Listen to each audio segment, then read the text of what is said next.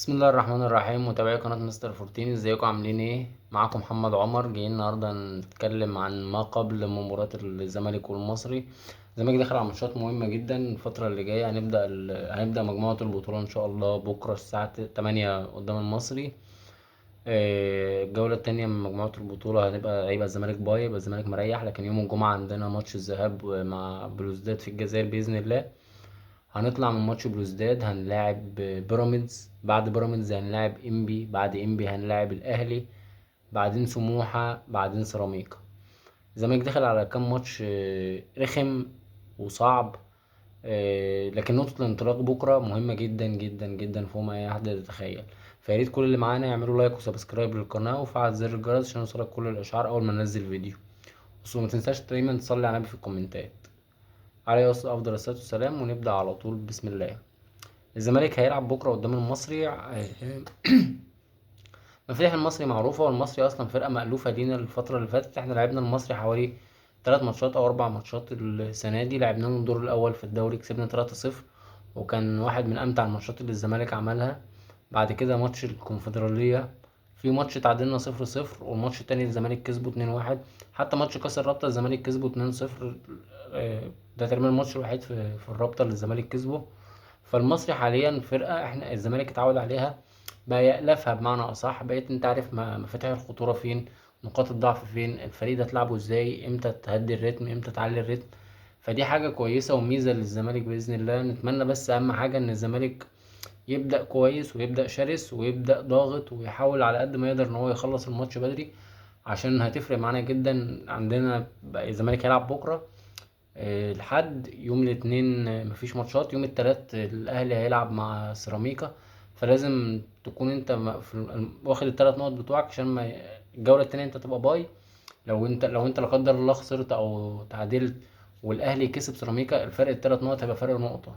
ولو انت خسرت هيبقى قدك، وانت الجوله الجايه ما انتش لاعب، فممكن مش هتلعب في الدوري، فممكن الاهلي اصلا يعديك.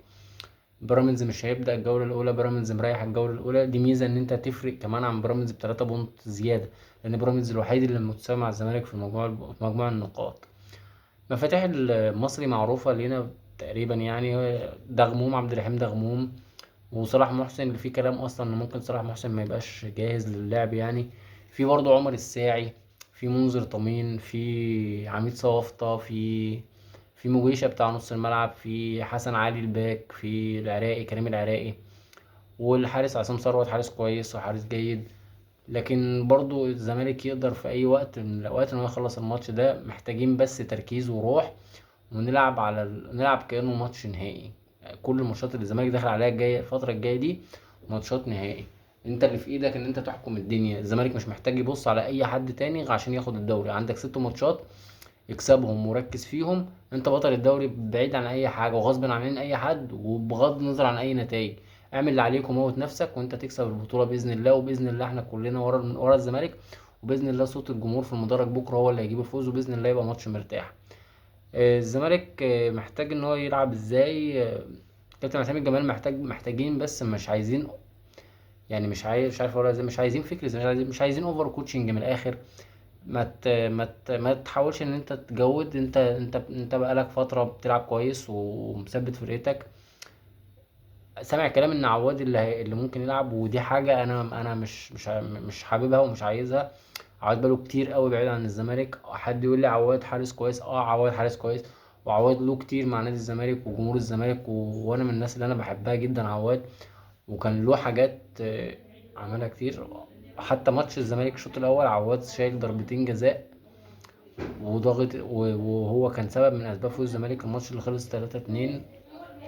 كان الزمالك كان جه عليه ضربتين جزاء السنه اللي فاتت تقريبا، جه عليه ضربتين جزاء وعواد شالهم. فباذن الله نقدر ان احنا نعدي الفتره ديت ونحقق نتيجه ايجابيه. الزمالك محتاج ان هو ينزل يلعب بالمهدي سليمان. مهدي سليمان هو اللي بيلعب، هو الاساسي. يبدا بالمهدي سليمان، الونش باك شمال، محمد ابراهيم باك يمين. لا، بنتايج باك شمال، محمد ابراهيم باك يمين. الونش وحسام عبد المجيد الونش وحسام عبد المجيد قلبين دفاع. قدامهم محمد شحاتة غايب للأسف. ممكن نبدأ بأحمد ربيع، وجنب أحمد ربيع هنلعب بعبد الله السعيد، وقدام عبد الله السعيد انا مش عارف هيلعب بمين، بس انا اتمنى محمد السيد، نلعب بمحمد السيد، بزيرة، عدي الدباغ، ناصر منسي. ده اسلم حل، ودي اكتر حاجه ممكن الزمالك يعملها. محدش يقول لي احمد حمدي، لان احمد حمدي بعيد برضه بقاله فتره، ما ينفعش تتدخله في الوقت دوت. فالزمالك هي دي الفرقه اللي هو بيعتمد عليها، هي دي اللعيبه اللي بيعتمد عليها. ممكن تشيل محمد سيد، تحط يوسف وائل الفرنسي. ممكن تشيل محمد السيد وتحط محمد اسماعيل في نص الملعب. لكن اهم حاجه ان انت تبقى محافظ على ان فتوح عندك على الدكه بره، الجزيري يبقى موجود بره، احمد شريف يبقى موجود بره، عمر جابر يبقى موجود بره. يبقى عندك اسلحه بره تقدر ان انت تتحكم فيها. لو انت احتجت ان انت تغير النتيجه، ولا لا قدر الله اتاخرت بهدف ولا حاجه، باذن الله كل ده ما يحصلش. فالزمالك عنده بكره ماتش صعب، محتاجين كلنا ان احنا نركز، ومحتاجين ان احنا نعمل 200% من اللي علينا، وباذن الله نخلص الماتش ونكون بنحتفل مع بعض ان شاء الله بعد الماتش. آه، نبيل الكوكي مدرب المصري، هو مدرب بالنسبه لي لقطه بامانه يعني. المدرب ده في الماتشين بتوع الكونفدراليه هو كان قادر ان هو يكسب الزمالك في ماتش منهم، الماتش اللي خلص 0-0، الماتش بتاع المصري. لكن هو مدرب جبان شويه، فاتمنى ان الكابتن معتمد جمال يستغل حته زي دي، ويستغل ان المدرب عنده خوف شويه من اسم الزمالك وتاريخه، وننزل ضاغط ويخلص الماتش من بدري.